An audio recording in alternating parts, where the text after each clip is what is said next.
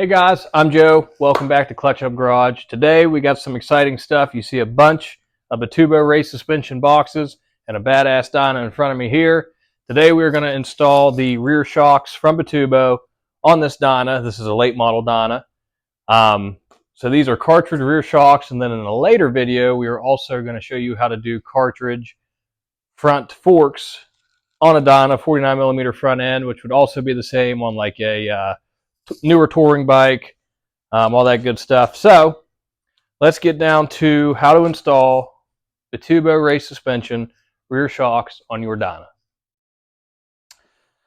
Had to bring you in for a little unboxing here. So these are the shocks that this customer decided to go with.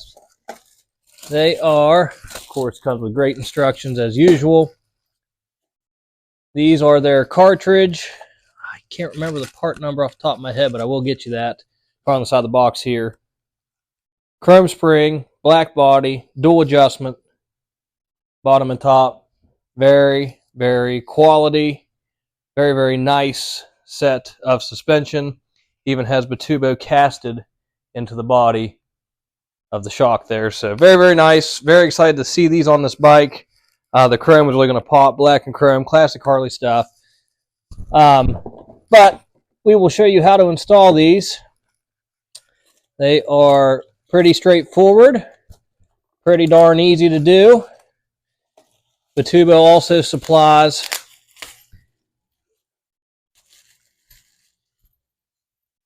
a good many spacers to get your spacing exactly correct. So that's pretty awesome of them to supply those for you. You can space them how you like. Of course, I have my bike to reference off of, which is also a late model Dyna that has Bitubo race suspension. So it'll make it pretty easy on us. These are the HD 050 WMT 03. Very, very nice to the shocks. I'm going to get these boxes out of the way real quick, get this bike up on the lift, and we'll get started.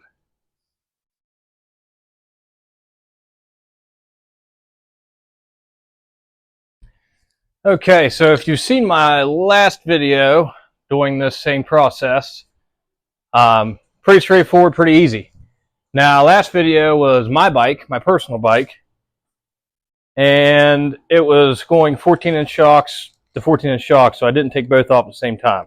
This one, I believe there's a little bit of a size difference between the two shocks, so I will remove both at the same time. I'm going to lay out how minimal of tools you actually need.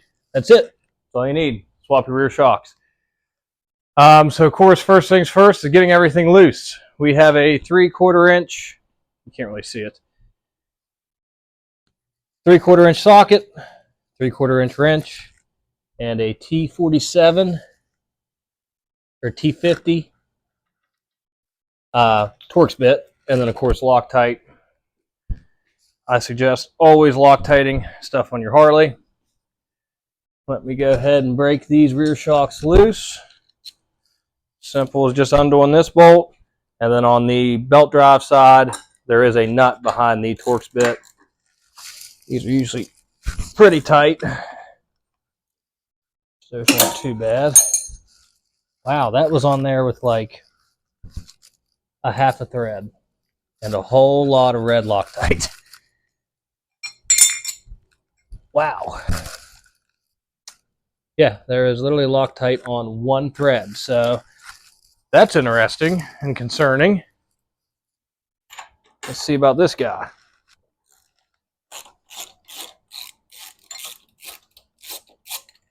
That one was on there with a few more threads, but interesting. And this side has the nut on the back. We will break it loose here. Nice and easy. So you got the old stuff removed. Now we're going to grab our new stuff. Bring it over here to the bike.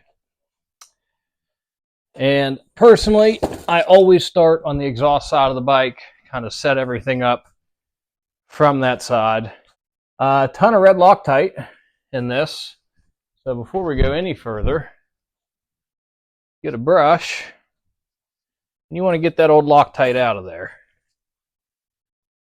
just so it doesn't cause issue for you later.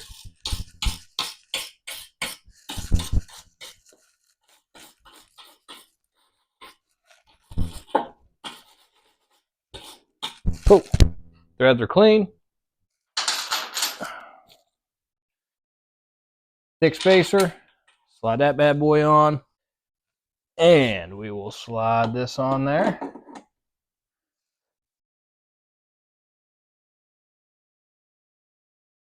Let it lean for a second. Get a smaller outer spacer here. Pop it on. Now for the bottom, I know on the Dyna, I need 2 of their smaller spacers. Don't forget your Loctite. Some people run red on these. I'm going to do blue. Loctite there. And some Loctite on the bottom shock bolt. Now, we will take our spacer, get it lined up, and see, I'm off by minimal, maybe 1/8 of an inch. So I actually need to come up with my lift here. All right. Actually, nice and lined up, and we're just going to snug it for now.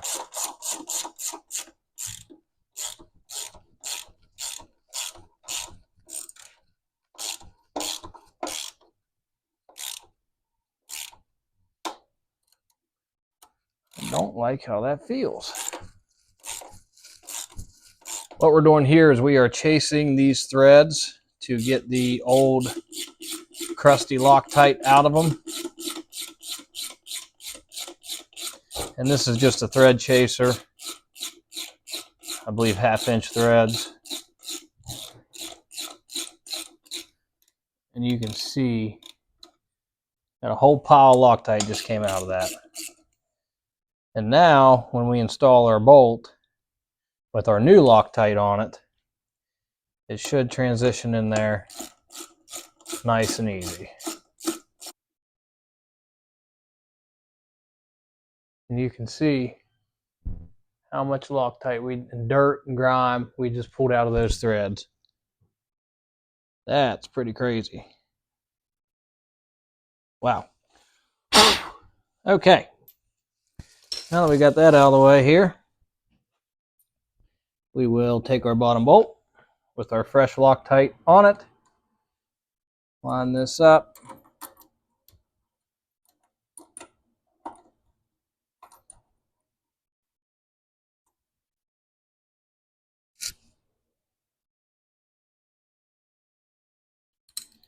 Go ahead and tighten it down. We're just snugging it for now.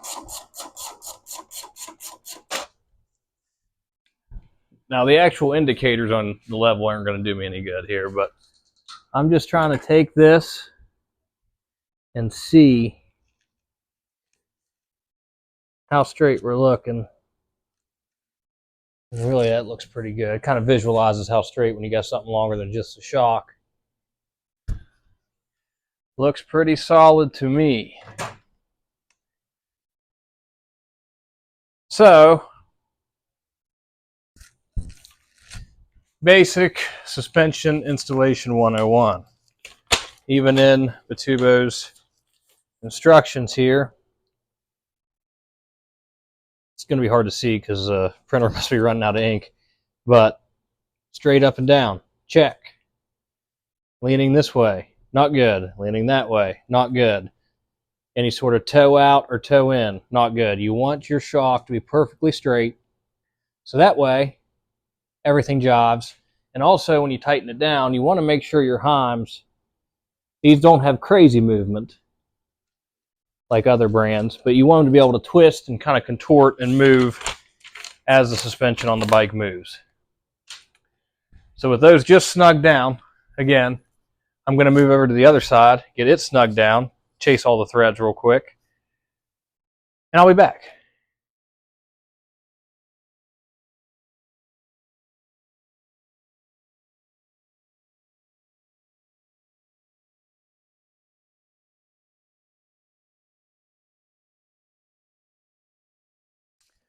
Now you have both sides on, just snug down at first, like I was saying. And last but not least, you want to make sure everything is torqued down to your manufacturer spec. So look up manufacturer spec for your specific bike to ensure you don't get this wrong. You don't want these coming off. Get that on there.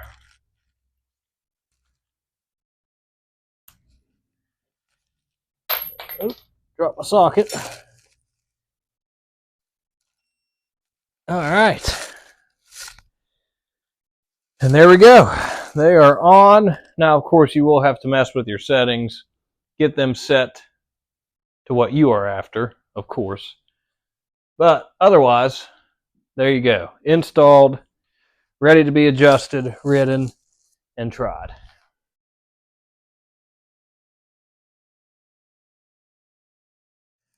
And that is a wrap. That is how easy it is to install the Bitubo race suspension on your Harley Davidson Dyna. This would be the same on a Sportster, a touring bike, basically anything with exposed rear shocks. It's pretty much the same process.